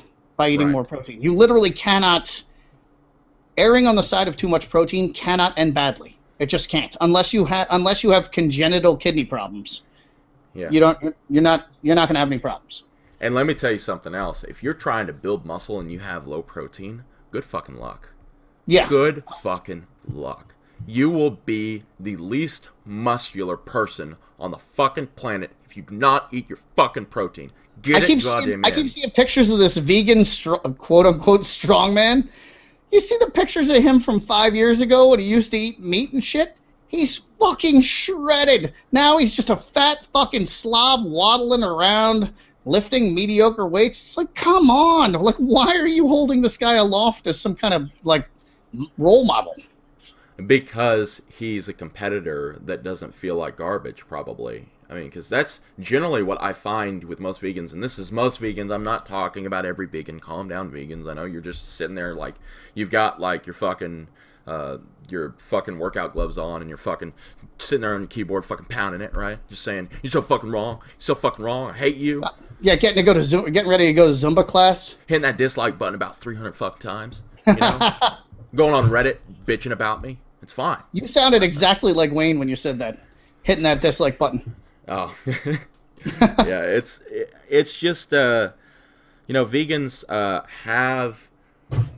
I'm not going to say that they have nutritional deficiencies, and I'm not. I will. But they do. But I'm not quite sure exactly how, because I will be honest with you. I'm the type of person, if there's a differing opinion of mine, I try and listen to all the facts, right? I don't take veganism seriously enough to look at the facts of veganism. That's how I'm not against it, right? It's a personal choice, but it is by no means optimal. I have demonstrated at some great length veganism is at least it's at least an outgrowth of mental illness. It might not be itself a mental illness, but it is the result of significant mental illness. There is not a vegan person on the planet who's vegan by choice who is not mentally ill. It's just not, and I'm not impugning them. I think they should actually see mental health specialists and get their issues resolved, and then they will stop eating like a fucking dipshit. Needless to say, something I do want to do with this podcast, this Hatecast, is I want to get people with differing opinions than ours on the podcast. So if you know any like the high level vegans that are listening, or you know them personally and you want to shoot them a link, I thoroughly encourage them to contact me. We will get them on the show. We can debate the points, and you guys would love to see that, right? That would be a great time. And it's not Maury Povich style shit up in here. We're not going to name call. We're going to argue our points. And if you're wrong, we're going to tell you. And that's something you need to be prepared for. And if we're wrong, we will admit it. That is completely true. Because I think something Jamie and I both have in common that's really, really cool is we're willing to admit when things don't exactly meet we don't meet on it. We're open to learning something new. And by, some miracle that we learned something new by talking to this vegan activist, unnamed shadowy figure vegan activist, we will admit it. But at this point in time, it's a piss poor diet to be on if you want positive body composition changes, right? I just don't believe they just look weaker. No humans in the history of humankind have ever eaten a vegan diet of their own volition before the 20th century. There's a reason for that. Now, with that being said, if you feel healthier, if you feel like you're stronger, and if your numbers are going up and you're a vegan, I support you in it. You do what you do, you boo. You do you. But at this time, my personal opinion is vegans will be weaker. They will be more frail. They will be more prone to having something go wrong, especially at a top level athlete position. And I'm talking competitive bodybuilding, competitive powerlifting, competitive strongman, all that stuff. Probably not a good mix to include that with a vegan diet. In this guy's opinion. To the point you made earlier regarding studies, the studies that vegans will cite stating that a vegan diet is healthier than such and thus diet, they're always comparing the vegan diet to the average American's diet who's eating fucking ring dings and ho-hos and McDonald's and never cooks. An extreme. It's so up against the most disgusting creatures that humanity has managed to produce in our existence. Veganism might be better, but that's not to state that it's optimal or that anybody should do it. And also, as I've shown, it is an outgrowth of a very hardline sect of Christianity that also hates masturbation. They hate fucking. The entire drive behind getting people to eat a vegetarian and vegan diet has specifically been to keep them from fucking and masturbating. So, I mean, if you hate sex and you hate pleasuring yourself, by all means, get after that vegetarian diet. Eat some kale. It's bitter. It's disgusting. And it'll keep you from touching yourself. Incels, where you're at, though. Yeah, where you at, dog? But it's, you know, that given the fact that we haven't been bombed or shot yet, I guess the incels haven't caught wind of our podcast. I'm still trying to lay low. I actually got approached by people at the gym who actually although we have impugned vegans now, and the reason that broad shot up YouTube was because she was a vegan and she was angry that they didn't monetize her idiot posts correctly. So you know what? Yeah, let's fucking talk about that. Talk about fucking mental illness. You went through some mental gymnastics, okay? Thought that would work. Like, that would make everything better. I'm going to go with a gun to the fucking YouTube headquarters. I'm going to shoot it up because I just want to prove a point. What? You're in jail. Bye. Like, no, I think she shot herself. Oh, good. Yeah. I mean, not that, you know. Best part is joke about that, but, you know, whatever. Best part is her family emigrated here in '96, which means she's very wealthy. Like, very, very wealthy. And as it turns out, she was making her entire, like, pittance of a salary off YouTube, like doing workout videos and giving cooking advice and shit like that. So, like, she was from an extremely wealthy Persian family, and the way she wanted to pay her dad back for all of her plastic surgery and education was to become a vegan and then shoot up YouTube. Okay, well, you know, I don't see where she's coming from. Maybe that's just me. Maybe there's something wrong with me. Very distinctly first world problems right there. I get so frustrated with those people. You know, maybe it's because I've had to work for what, you know, I've earned. And I'm not saying that everybody who, you know, has a little bit more money is you know, lazy or anything like that, but God, it almost seems like, at least from this side, that it's always these little, and I'm probably going to catch heat for this, but rich little bitches that fucking pussies that fucking do this shit. I don't know. It's a complicated issue. I mean, but I don't know how she went through the mental gymnastics of thinking that that's the way to kind of, you know, stick it to the man. I really don't think that she had any thought other than Rah! And that was it. I think that was all that went through her head, because she actually went to a shooting range prior to going to YouTube to learn how to use the gun that she had bought so she could shoot up YouTube.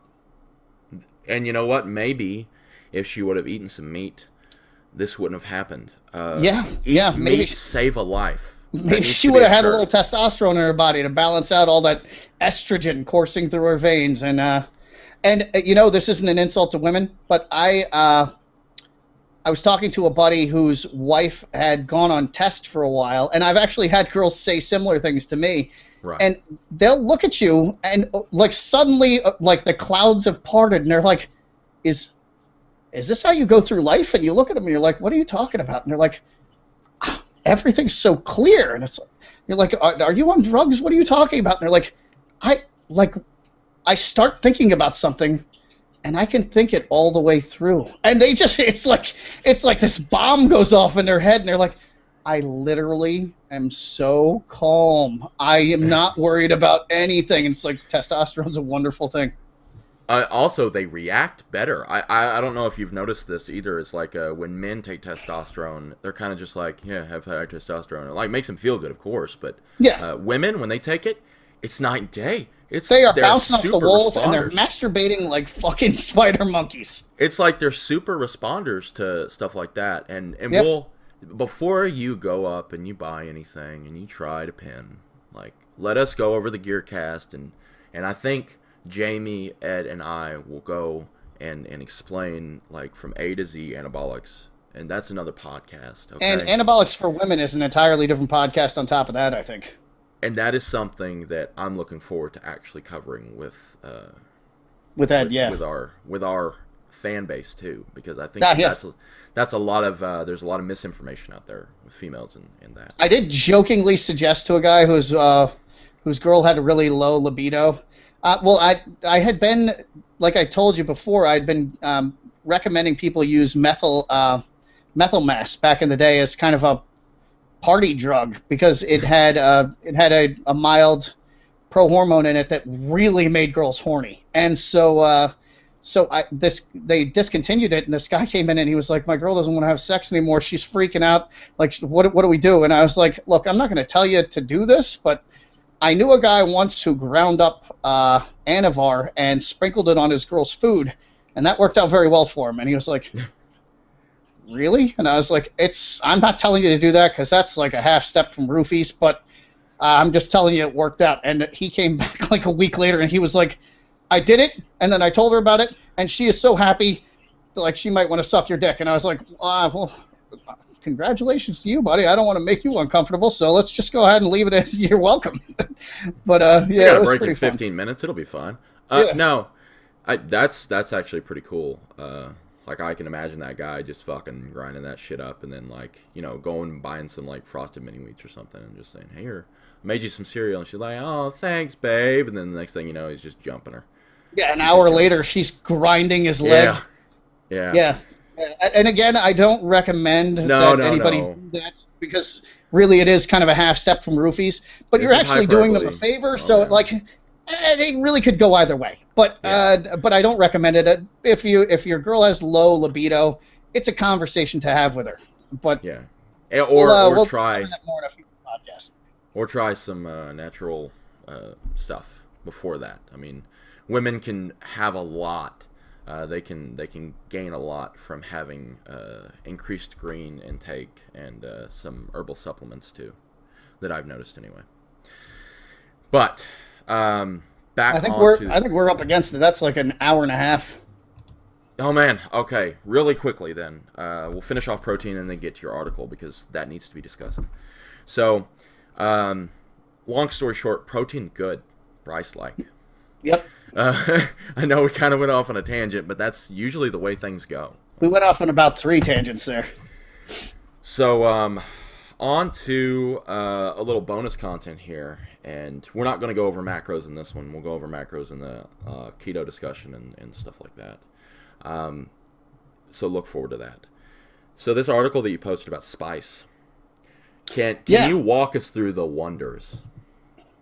Absolutely. I'll give you the short version. So for anybody who wants to read the whole article, I've got the not safe for work version on chaosandpain.blogspot.com. It's called If You Pass in the Hot Sauce, Pass in the Gains. And then it's also available on chaosandpain.com as a safe for work version. So I love spicy foods, which according to science are referred to as pungent foods. Spice actually refers to like the spices that you put into it, like allspice and nutmeg and things like that. So in the same realm as something like garlic, maybe? Well, garlic is actually pungent.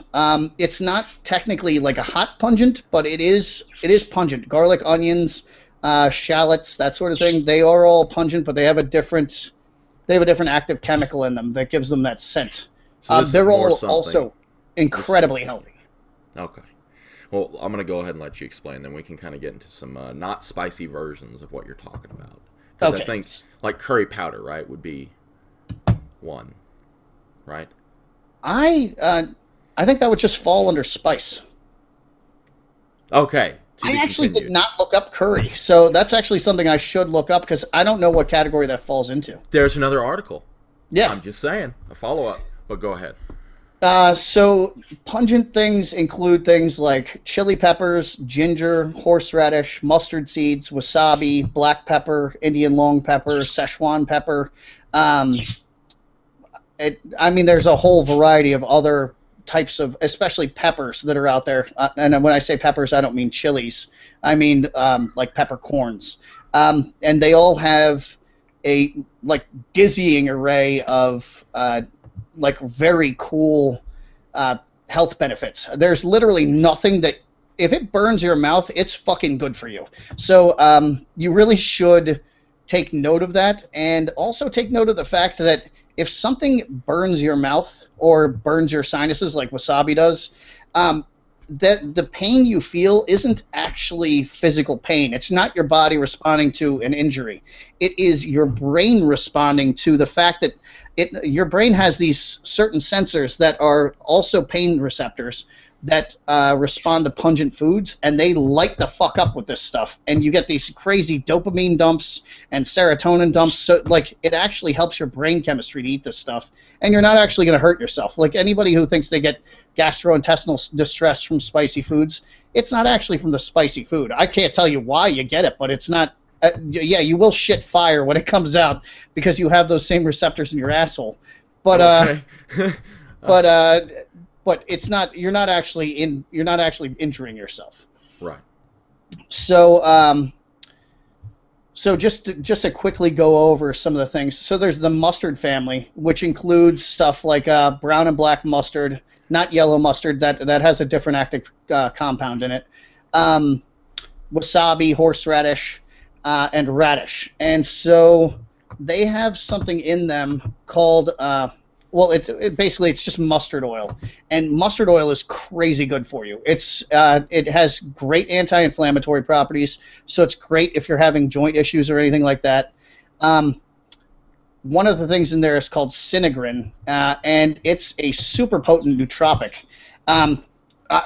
It hasn't been studied really at length, other than they took people who were basically about to go into a K-hole on ketamine, Oh, okay. fed them a bunch of sinigrin, and they were able to like function completely, Wow. which I would say is pretty impressive.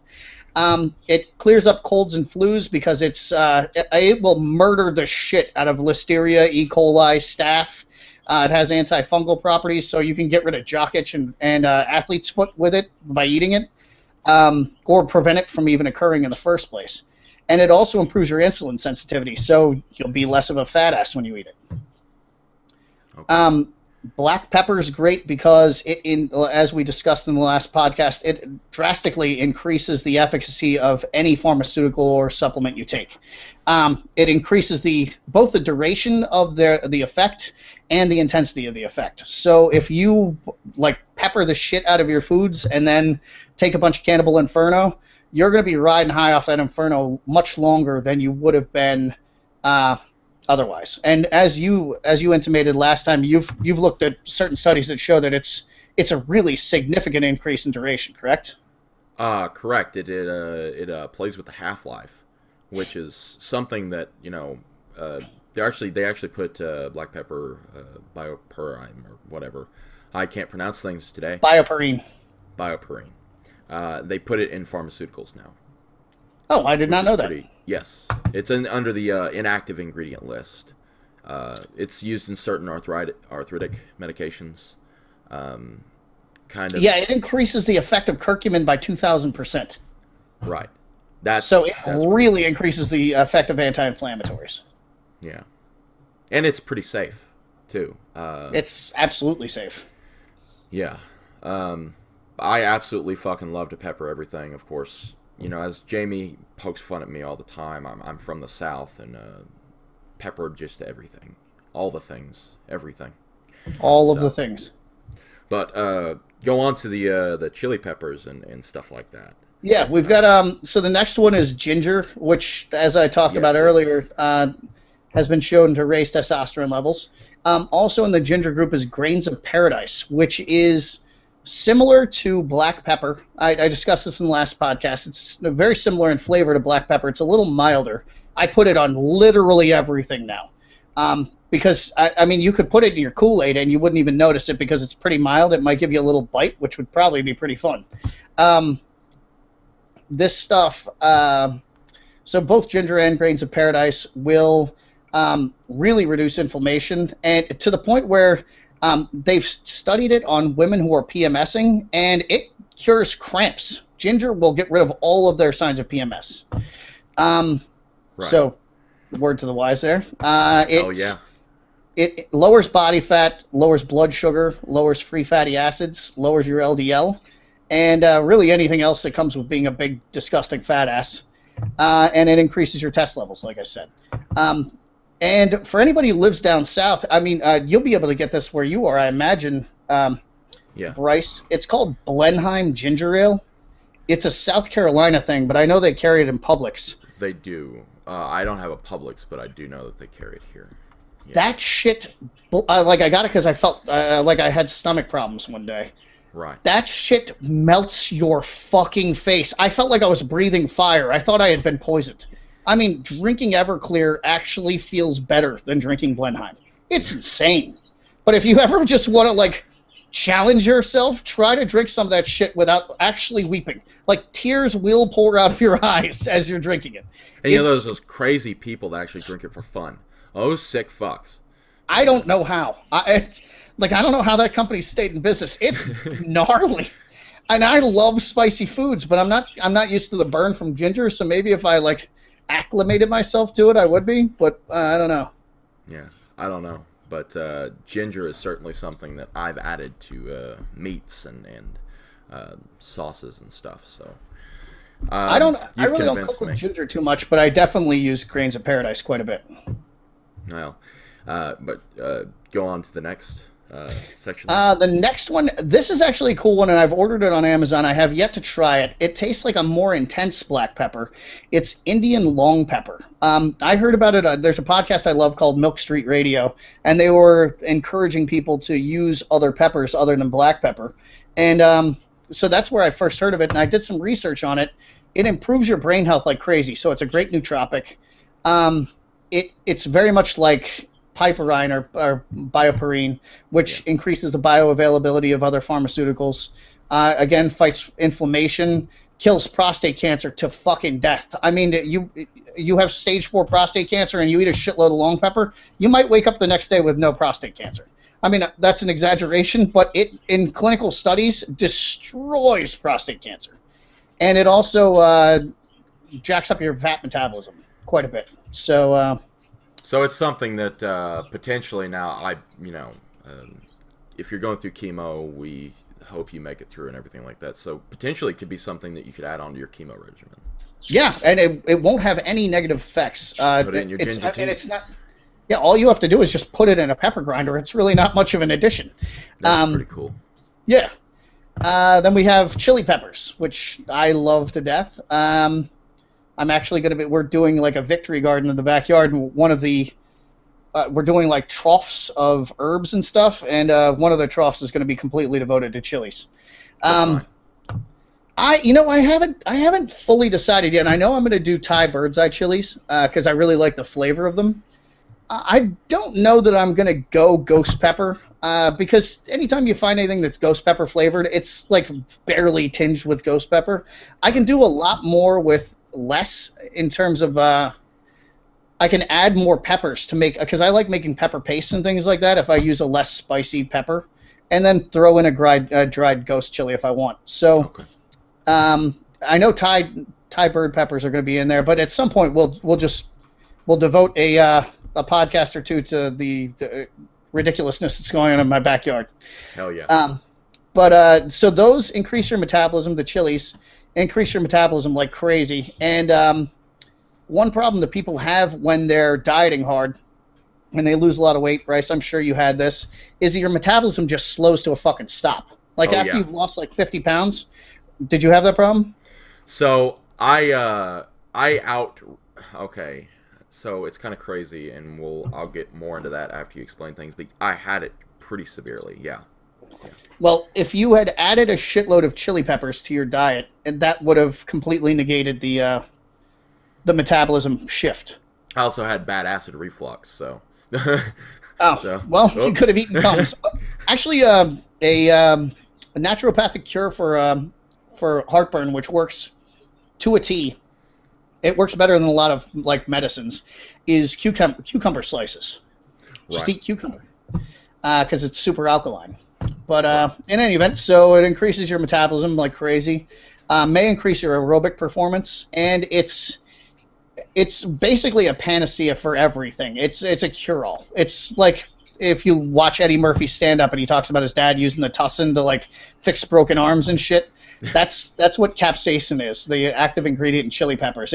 Right. It improves your mood, it reduces pain, reduces inflammation, reduces itching, fights cancer.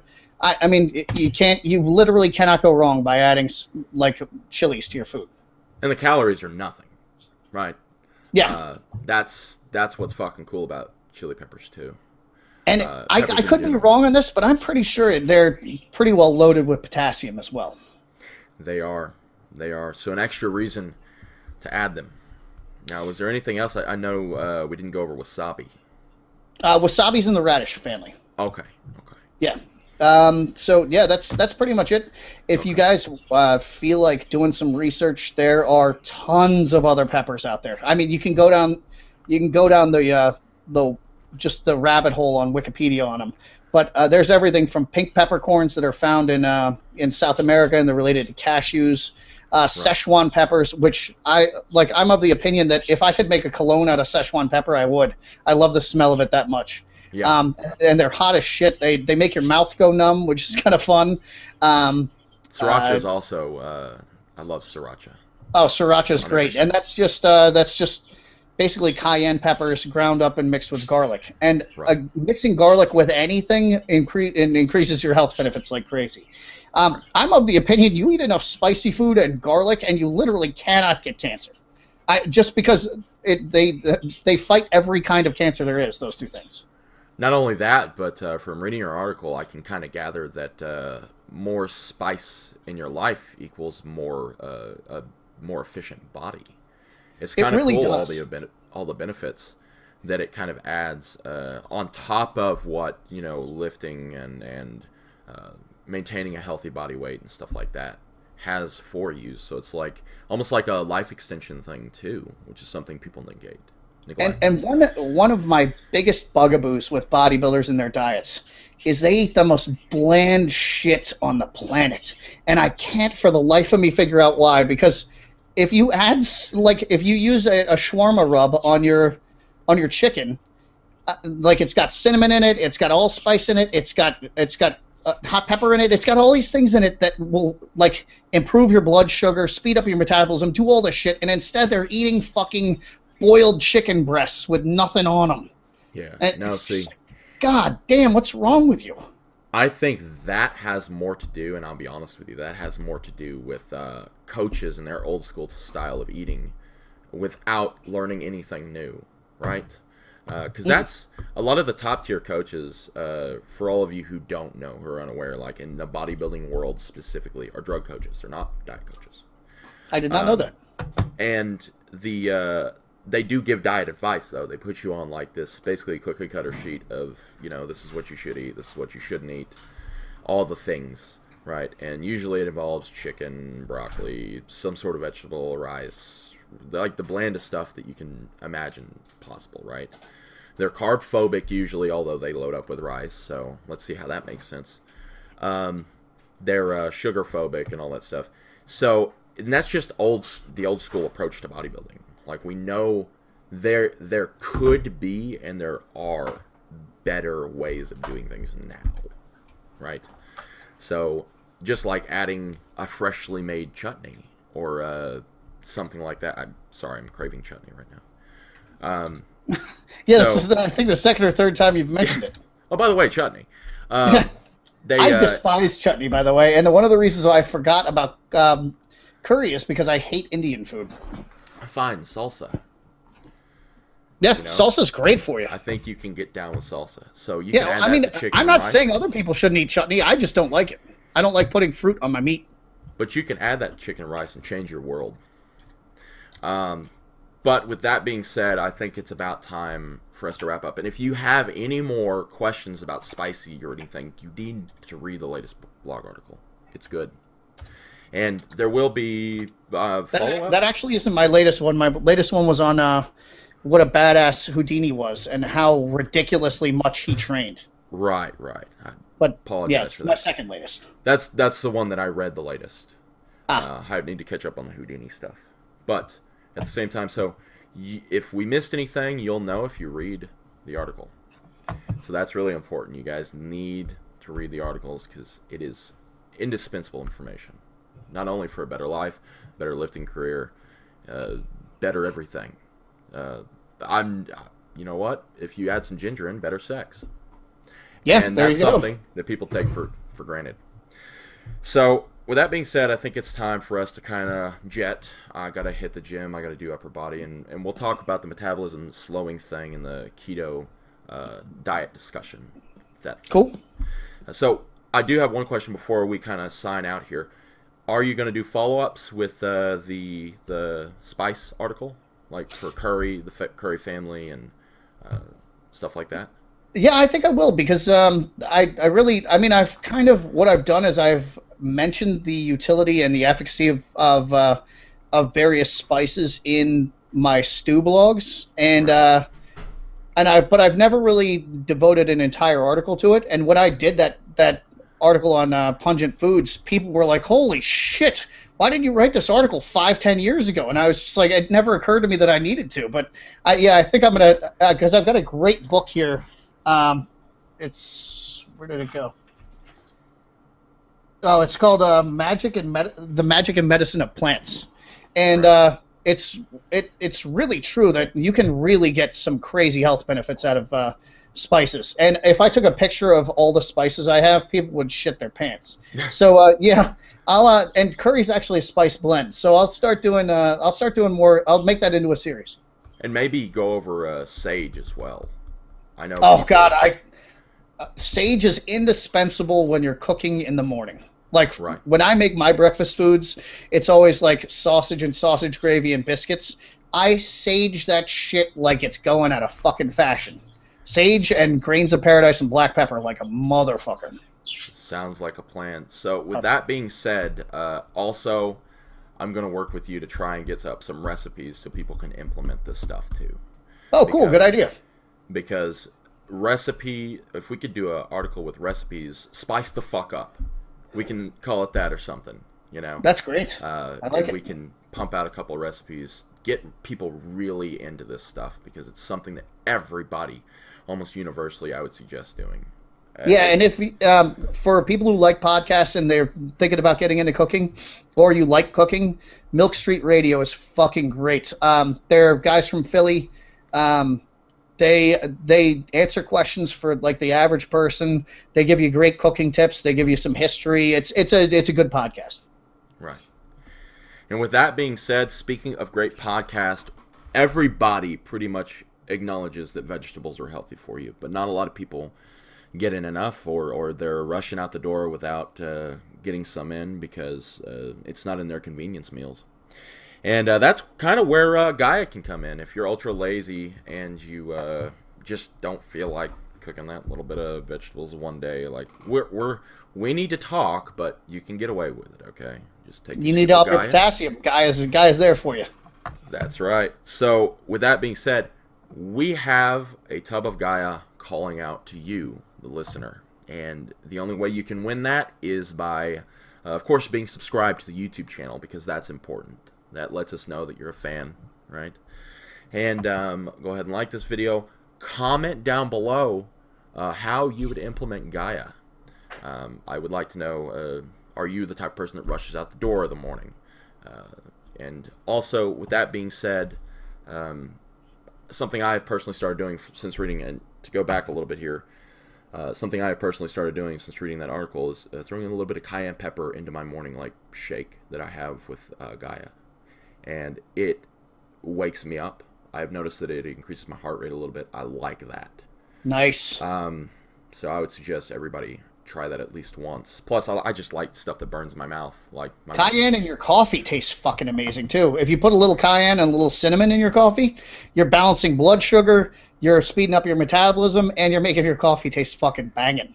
Another idea. So, thanks for watching, and I know this has been kind of a long one. Thanks for sticking with us. You guys make the podcast worth doing, and thanks for the significantly positive response, and we will see you in the next one. Talk to you later.